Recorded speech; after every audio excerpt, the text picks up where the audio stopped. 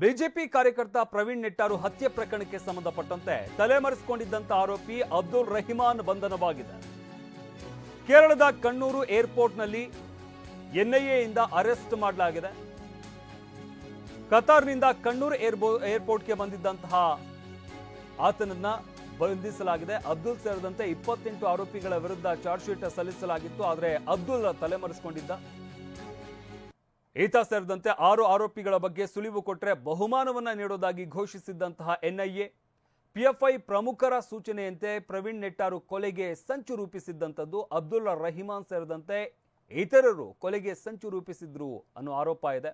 ಇತರ ಆರೋಪಿಗಳು ಬಂಧನ ಬೆನ್ನಲ್ಲೇ ವಿದೇಶಕ್ಕೆ ಹಾರಿದಂತಹ ಅಬ್ದುಲ್, ಆದರೆ ಆತ ಮಂಗಳೂರಿಗೆ ಬರ್ತಾ ಇದ್ದ ಹಾಗೇನೆ ಆ ವಿಚಾರ ಗೊತ್ತಾದಂತಹ ತಕ್ಷಣ ಆತನನ್ನ ಬಂಧಿಸಲಾಗಿದೆ. ಬೆಳ್ಳಾರಿಯಲ್ಲಿ 2022ರ ಜುಲೈ 26ರಂದು ಪ್ರವೀಣ್ ನೆಟ್ಟಾರು ಕೊಲೆಯಾಗಿತ್ತು.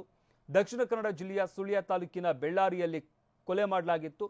ಸಮಾಜದಲ್ಲಿ ಭಯ ಹುಟ್ಟಿಸುವ ಉದ್ದೇಶದಿಂದ ಕೊಲೆ ಅಂತ ಕೇಸ್ ದಾಖಲಾಗಿರುತ್ತೆ.